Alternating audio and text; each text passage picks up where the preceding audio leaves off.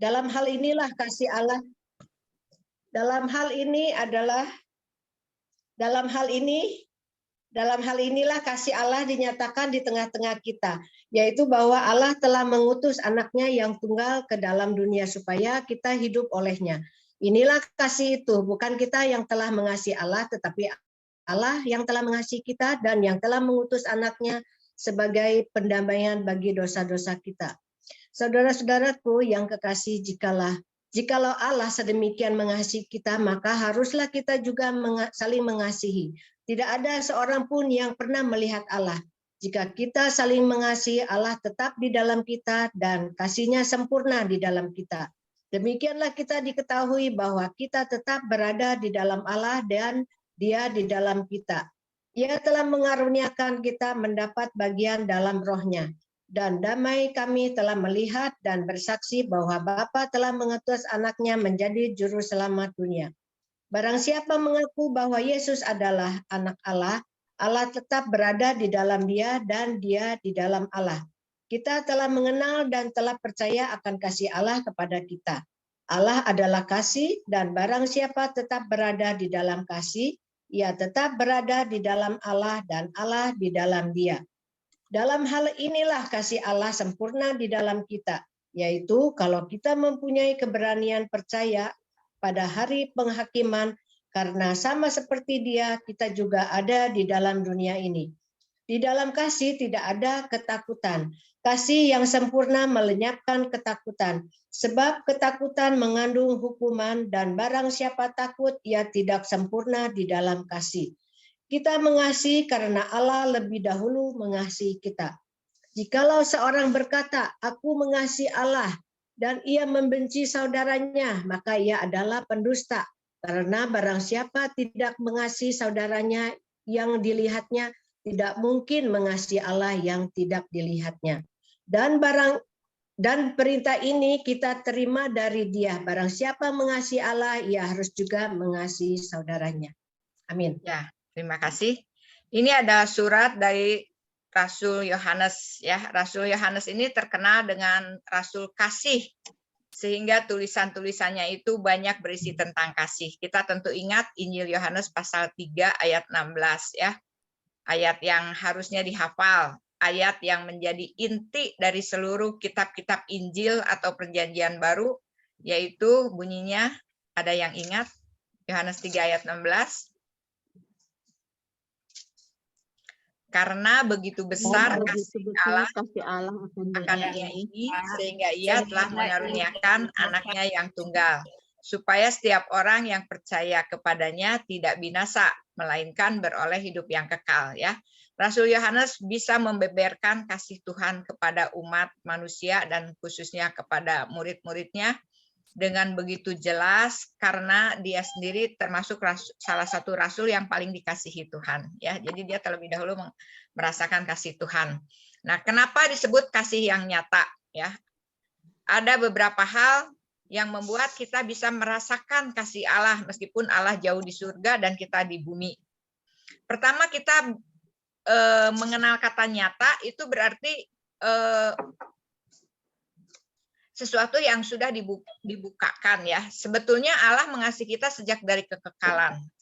Sebelum kita lahir ke dunia, sebelum dunia dijadikan ya. Tadi dengan jelas dikatakan Allah adalah kasih ya.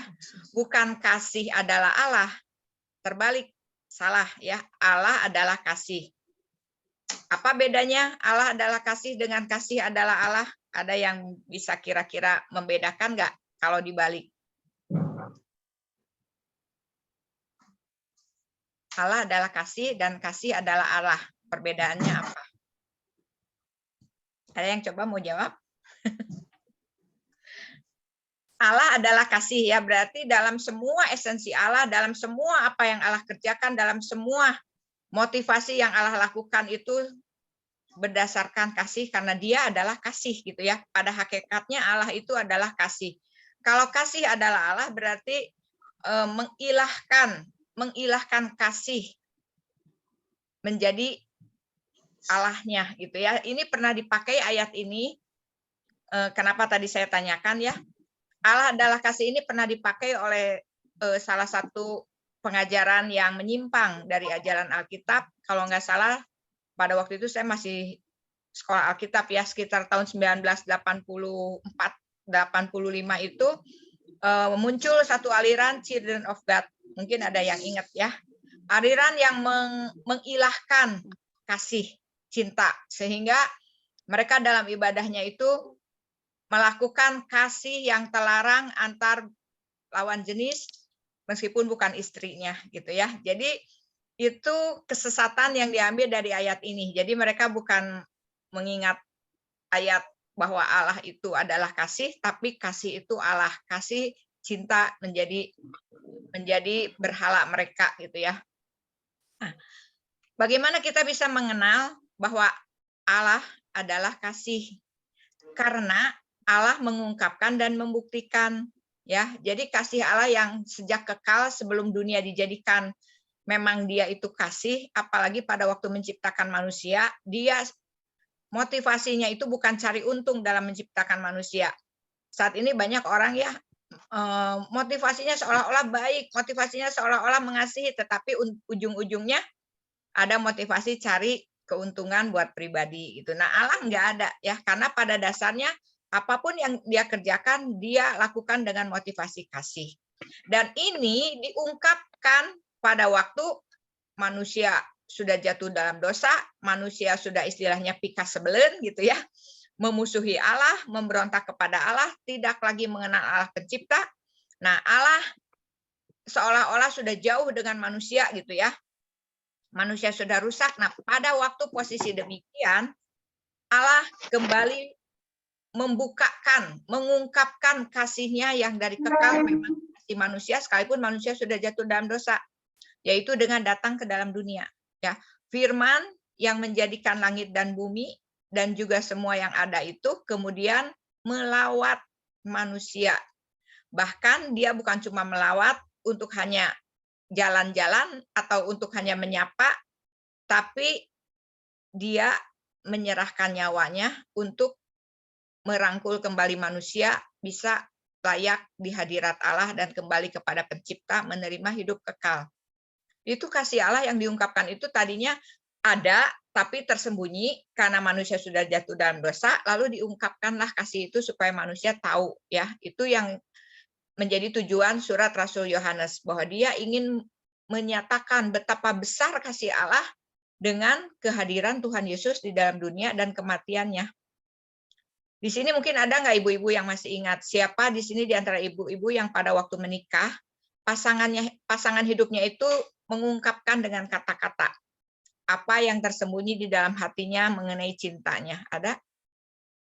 Kalau zaman kita mungkin ya, zaman ibu-ibu mungkin tahu-tahu menikah dan tidak pernah pasangan kita itu mengatakan I love you gitu ya.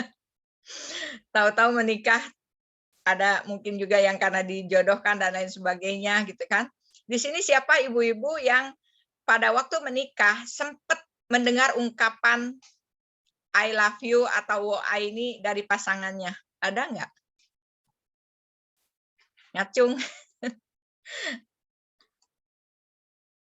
Ya, jadi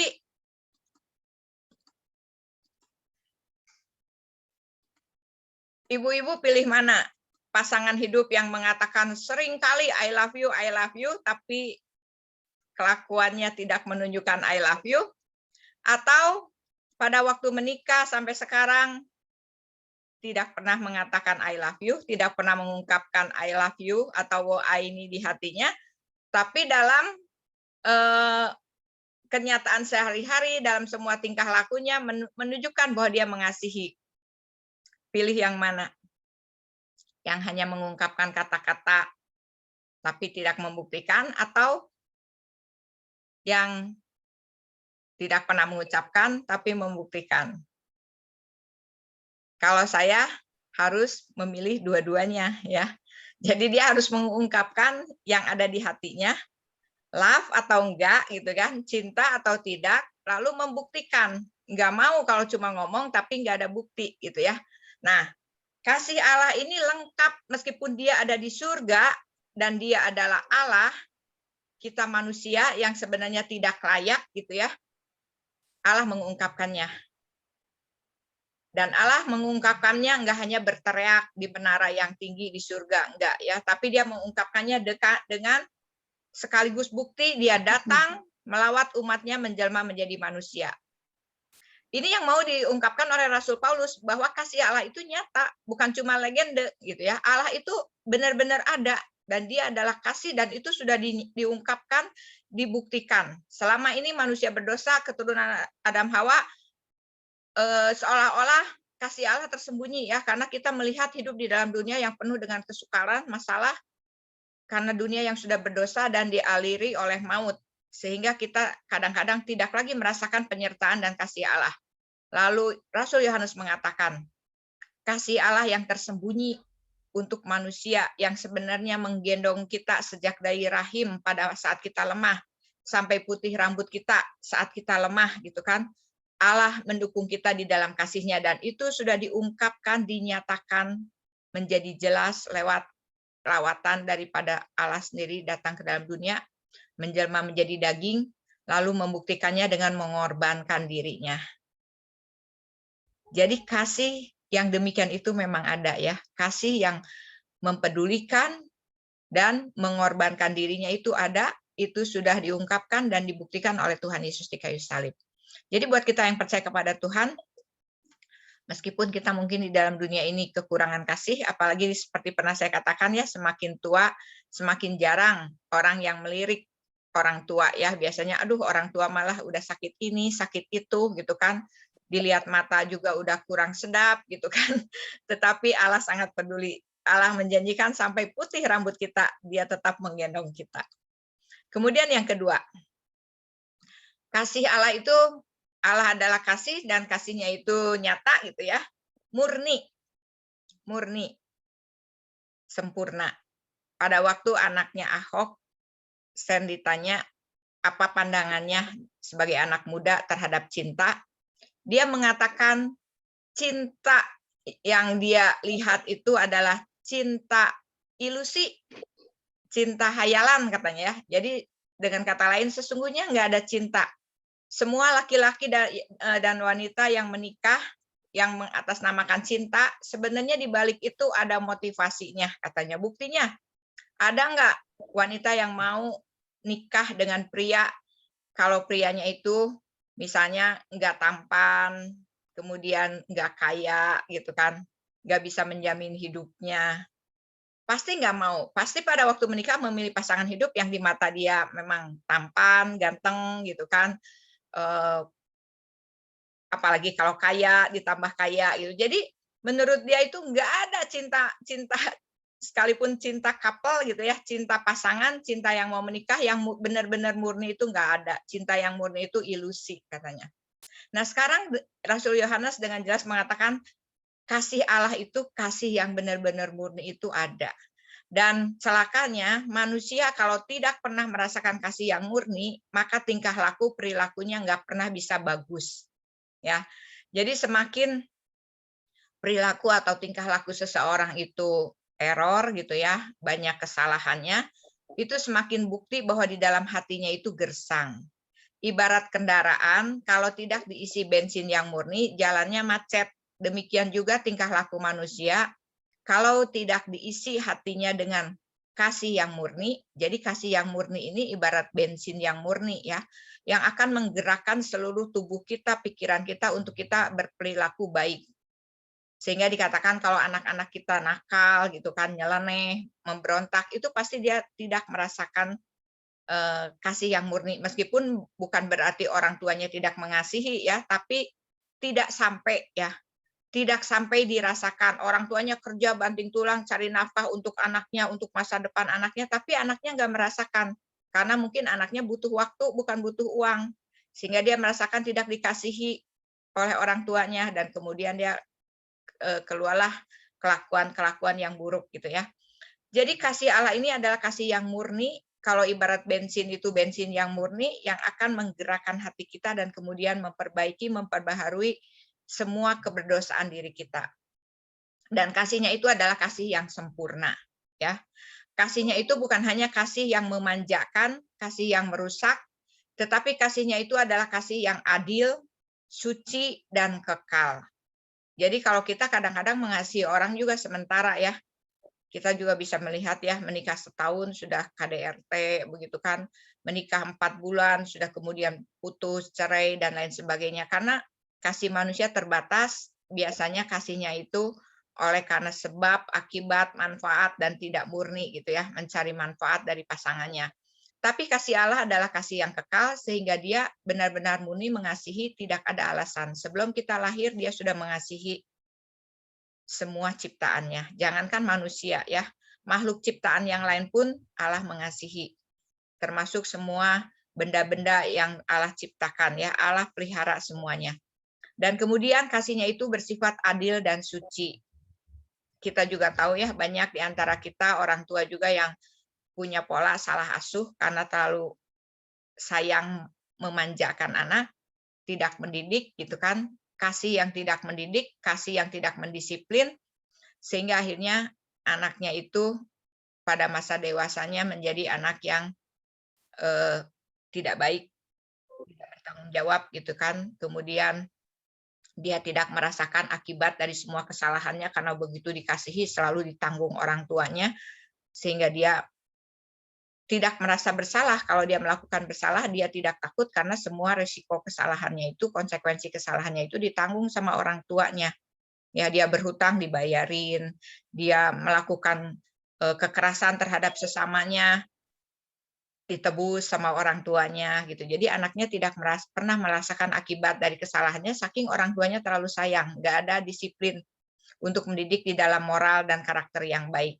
Nah, Allah kita bukan Allah yang demikian. Dia mengasihi manusia, tapi dia tidak pernah membiarkan manusia itu hidup di dalam keberdosaan. Ya, tidak pernah merusak moral manusia karena kasihnya, maka kita berdosa nggak dihukum gitu, nggak pernah. Ya, manusia harus tahu bahwa dosa itu mengandung konsekuensi yang berat. Betapapun dia mengasihi Adam Hawa, dia mau intim dengan manusia, karena kodrat manusia itu diciptakan bukan seperti benda yang dibuang ke bumi terus nggak ada hubungannya dengan pencipta. Manusia diciptakan dihembuskan nafas roh Allah seperti anak Allah gitu ya, jadi bisa bercakap-cakap dengan Allah. Binatang-binatang dan ciptaan yang lain nggak bisa, tapi manusia bisa bercakap-cakap dengan Allah, harus ada hubungan dengan sang pencipta, baru manusia merasa terpuaskan kebutuhan rohaninya. Nah, pada waktu Adam Hawa jatuh dalam dosa, Allah enggak, udah kasihan, biarin aja gitu ya, ada dosa ada dalam kekekalan, enggak. Dosa harus tidak ada dalam kekekalan. Sehingga Adam Hawa terpaksa diusir. Tapi untuk keadilannya Allah dan untuk kasihnya yang besar, Allah tetap menjanjikan akan merangkul kembali manusia, ya, menyelamatkan manusia. Itulah contoh daripada kasih Allah yang murni dan sempurna, dan sifatnya itu adalah kekal selama-lamanya. Nggak peduli kita jatuh bangun dalam dosa, kita jatuh bangun dalam perasaan terhadap Allah, kadang benci, kadang sayang, kadang merasa Allah dekat, kadang merasa Allah jauh gitu ya. Yang penting Allah menjalin relasinya dengan kita itu berdasar perjanjiannya, bukan berdasar perasaan kita, berdasarkan firman-Nya yang diungkapkan ya. Hati dan kasih Allah dan apa yang perlu manusia ketahui itu diungkapkan lewat firman Allah. Ditulis dalam Alkitab, ditulis lagi dalam Alkitab. Banyak orang, khususnya kepercayaan tradisi ya, yang tidak ada kitab suci, tapi mereka umatnya itu taat. Contohnya pada waktu saya dulu, mama saya disebutnya beragama Konghucu ya, kepercayaan Konghucu sebenarnya bukan agama. Itu taat sekali dalam sembahyang dan dalam ibadahnya gitu kan. Meskipun nggak ada kitab sucinya, dan itu diteruskan turun-temurun kepada anaknya, diwariskan kepada anaknya gitu ya, meskipun nggak ada kitab sucinya. Kemarin saya juga mengunjungi salah satu kepercayaan Sunda gitu ya, Sunda Wiwitan, mereka juga nggak punya kitab sucinya, tapi mereka begitu taat. Nggak boleh makan yang semua yang mengandung beras gitu ya. Jadi mereka makanannya singkong, semua kue dan lain sebagainya dibuat dari bahan singkong. Nah, waktu ditanya bagaimana mereka mewariskan kepada anak yang hidup di zaman modern, nggak boleh makan nasi, nggak boleh makan barang apapun yang mengandung beras. Itu diajarkan melalui adat tradisi turun-temurun. Ada nggak kitab sucinya? Nggak ada. tapi mereka taat. Itu ya. Nah, Allah kita adalah Allah yang adil, suci, sempurna, dan semua diungkapkan kasih, kemurnian, keadilan, hukum-hukumnya itu lewat tulisan kitab suci untuk kita bisa melakukannya apa yang menyenangkan Dia dan apa yang tidak menyenangkan Dia. Dan yang pasti yang tidak menyenangkan Allah itu adalah hal-hal yang sifatnya kejahatan, dosa, yang bertentangan dengan karakter Allah, suci, dan penuh dengan kebaikan, penuh dengan kemurahan, ya, gitu. Kemudian bagian yang ketiga, kasih Allah itu nyata karena kasih Allah itu dimeteraikan, dikobarkan oleh Roh Kudus dalam hati orang percaya. Ya, kita semua ingat tubuh kita ini adalah bait Roh Allah. Jadi Roh Allah sendiri yang penuh dengan kasih, yang utamanya sifat Allah itu kasih, itu ditanamkan di hati orang yang sudah ditebus dan dibersihkan, disucikan oleh darah Yesus. Jadi saya suka ingatkan, di Perjanjian Lama, sekalipun dia nabi, sekalipun dia raja yang dipilih Allah, ingat dulu kerajaan Israel itu kerajaan teokrasi, ya, rajanya dipilih oleh Allah, diurapi sehingga Roh Allah memimpin raja yang diurapi, ya. Saul pada waktu dia diurapi jadi raja dipimpin, tapi kemudian pada waktu dia tidak taat, Roh Allahnya itu pergi dari Saul sehingga kita lihat tingkah lakunya kacau gitu ya, dia mau membunuh Daud. Nah, Daud sendiri pada waktu diangkat jadi raja diurapi sehingga dia selalu berkemenangan dan lain sebagainya gitu. Jadi Roh Allah sekalipun pada waktu Perjanjian Lama sudah ada, tapi dia hanya bisa mengurapi orang-orang yang dipilih dan ditugaskan para imam pada waktu beribadah gitu kan. Kemudian para pembuat kemah bait suci itu semua dipimpin oleh Roh Kudus, diurapi, tapi Roh Kudus tidak tinggal di dalam hati mereka selamanya. Dan Tuhan Yesus menjanjikan sesudah Tuhan Yesus naik ke surga, Dia akan memberikan penolong yang lain yang setara dengan dirinya, ya, yaitu Roh Allah. Roh Kudus itu akan dicurahkan kepada semua, dari anak-anak sampai orang tua, semua manusia. Enggak hanya buat bangsa orang Yahudi, bukan, tapi semua bangsa yang mau percaya kepada nama Yesus. Kenapa Roh Kudus bisa tinggal dalam semua manusia yang percaya? Karena Yesus sudah melakukan penebusan dosa. Namanya juga Roh Kudus, dia harus tinggal di hati yang sudah dikuduskan oleh darah Yesus. Kalau kita masih berdosa, status belum menerima penebusan dan pendamaian dosa oleh darah Tuhan, gitu kan? Harga penebusan kita itu mahal, bukan disuap dengan uang, dengan emas, tapi dengan pengorbanan darah Yesus. Nah, barulah Roh Kudus bisa tinggal menetap dalam hati kita. Jadi ini istimewa sekali ya. Pada waktu kita memberikan diri, diisi, dipimpin, dipenuhi oleh Roh Kudus, maka keluarlah buah roh. Ya, buah roh ini bukan hasil usaha kita, tapi ini adalah izin kita untuk membiarkan Roh Kudus bekerja dalam hidup kita. Kasih, sukacita, damai sejahtera, kesabaran, kemurahan, kebaikan, kesetiaan, kelemah lembutan, penguasaan diri. Ya, ini semua dihasilkan oleh buah roh yang melampaui tabiat manusia, ya. Misalnya sukacita, damai sejahtera, meskipun di saat yang sulit. Kalau yang ada di dalam dunia ini saat tenang, saat tentram, kita bisa sukacita, kita bisa damai gitu kan. Tapi pada saat menghadapi masalah, kesulitan, gejolak, peperangan, pandemi, damainya hilang, sukacitanya hilang gitu. Nah, kalau yang dihasilkan oleh buah roh, meskipun situasi kita, kehidupan kita tidak ada alasan untuk kita itu punya kasih, sukacita, damai, tapi itu ada. Ya, karena diberikan oleh Roh Kudus. Jadi sekalipun istilahnya, sekalipun 1000 orang mati di depanku, kata Daud, aku percaya, aku tetap akan berdiri tegak di hadapan Tuhan. Nah, itu ucapan yang sebetulnya diurapi oleh Roh Kudus, ya, sehingga dimuat di dalam ayat Alkitab. Nah, jadi kasih Allah itu sekarang dimeteraikan dan oleh Roh Allah sendiri di dalam hati kita, lalu kita bisa mengizinkannya untuk dikobarkan dan berbuah dalam hidup kita sehingga menjadi buah yang nyata. kasih yang nyata ya, enggak cuma mengawang-awang di surga, tapi kasih yang nyata dinyatakan oleh tubuh Kristus, yaitu umat Tuhan di bumi, kita-kita ini. Kasih Allah menjadi nyata kalau kita sebagai tubuh Kristus menyatakannya ke dalam dunia. Kalau kitanya nggak menyatakan kasih Allah, ya kasih Allah tetap mengawang-awang jadinya ya. Kasih Allah meskipun 2000 tahun yang lalu Tuhan Yesus mati di kayu salib, kalau gereja tidak menyatakan kasih yang seperti Kristus, sampai saat ini mungkin nggak ada orang percaya. Kita percaya bahwa gereja berkembang sampai saat ini, gitu kan, miliaran orang percaya kepada kuasa salib Tuhan 2000 tahun yang lalu, kebesaran kasih Tuhan itu karena banyak sekali, dari mulai rasul-rasul semua, para martir gitu kan, para bapak-bapak gereja, sampai sekarang ya, orang-orang percaya itu menyatakan kasih Tuhan dengan nyata. Yang terakhir, yang keempat, kasih Allah yang menjadi pilihan dan tindakan kita. Jadi kasih Allah itu akan menjadi nyata kalau kita sebagai orang percaya memilih dan bertindak serupa dengan kasih Kristus setiap hari.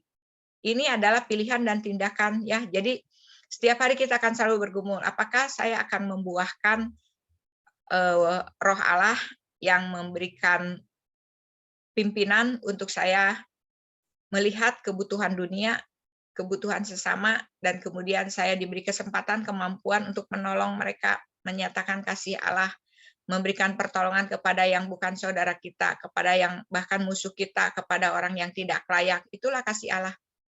Kasih yang luar biasa, yang berbeda dengan kasih yang ada di dalam dunia. Ya, kasih yang murni, kasih yang tanpa pamrih, kasih yang bukan mencari untung, tapi kasih yang memberi keuntungan kepada orang lain. Ya, kasih yang mengorbankan diri. Dari mana kita bisa melakukan itu? Itu senantiasa harus menjadi pilihan, karena kita pada dasarnya adalah manusia yang sudah jauh dari Allah gitu ya. Kita punya naluri kemanusiaan yang alami, egois semua juga ya, mementingkan diri sendiri, lebih sulit untuk berkorban. Untuk berkorban itu kita harus memikul salib. Nah, kalau kita mau menyatakan kasih Allah ada di bumi, itu kita harus memilih. Saya mau mengorbankan diri saya seperti Kristus gitu kan. Sekalipun itu musuh saya mau menjadi penolongnya jika dia membutuhkan pertolongan dan ada di depan mata saya gitu kan.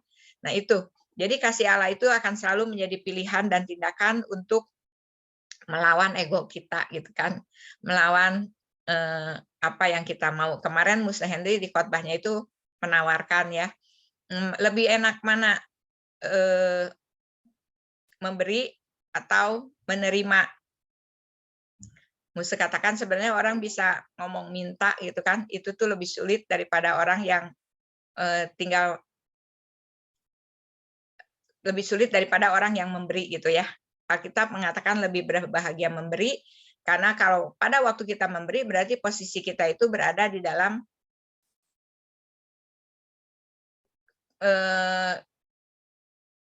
lebih daripada yang menerima gitu ya. Yang menerima itu kan berarti lebih kurang daripada yang memberi. Jadi lebih berbahagia memberi daripada menerima. Dan itu menjadi pilihan atau tindakan kita ya. Nggak harus orang kaya memberi kepada orang miskin, tapi mana yang lebih kaya dengan kemurahan hatinya ya. Kalau orang yang nggak miskin secara materi misalnya ya, tapi dia mempunyai kemurahan hati yang luas. Dia bisa memberikan bantuan segera, nggak harus dalam bentuk materi ya, dengan perhatian, dengan kepedulian, dengan waktu, dengan lawatan, dibanding dengan orang yang kaya secara materi ya. Jadi nggak selalu bahwa orang yang bisa memberi itu harus orang kaya. Orang yang tidak punya kekayaan materi pun kalau dia memilih dan bertindak sesuai dengan kasih daripada kasih Allah yang murni, dia bisa melakukan banyak hal buat sesama manusia di dunia ini ya. Dia hidup bisa dengan kelimpahan hidup yang Tuhan Yesus katakan. Kelimpahan hidup itu bukan hanya kelimpahan materi ya, tetapi kelimpahan kasih dan kemurahan Tuhan mengalir lewat hidupnya. Nah, nanti silahkan di-sharingkan di dalam kelompok ya, 2 hal. Dari skala 1 sampai 10, seberapa sering Anda lebih memilih menaklukkan ego atau menaklukkan diri untuk taat dan bertindak mewujudkan kasih Kristus kepada sesama. ya. Lebih kalau misalnya ya setengahnya saya nurut, setengahnya saya lebih memilih mau-maunya saya gitu ya, itu 5 gitu kan. Kalau saya lebih banyak menurutnya, melakukan perbuatan yang menyatakan kasih Kristus, meskipun itu mengorbankan diri saya, kepentingan saya, itu kasih 6. Misalnya saudara dalam keadaan berduka, saya ini pernah disaksikan oleh Chihuahua ya, dia harus cari nafkah setiap hari, hari demi hari untuk nafkah kehidupan gitu kan. Tetapi pada waktu keluarganya ada yang memerlukan pertolongan, kedukaan, di mana waktu dia yang harusnya pakai cari nafkah untuk hidup sehari-hari itu dikorbankan, dia memilih itu ya. Dia memilih mengorbankan waktunya, lalu dia memilih untuk menemani saudaranya yang dalam keadaan berduka gitu. Nah, itu salah satu contoh ya. Kalau kita lebih sering melakukan itu 6, 7, 8 silahkan diukur ya. Lalu yang kedua, sharingkan tindakan-tindakan kasih yang pernah Anda lakukan kepada sesama oleh karena dorongan kasih Kristus. Pastilah semua pernah ya, tiba-tiba ngelihat ada orang di depan kita yang butuh. Terus kita merasa orang ini benar-benar butuh pertolongan saya. Roh Kudus memberikan dorongan untuk kita menolong orang itu. Nah, silahkan di-sharingkan ya di kelompoknya.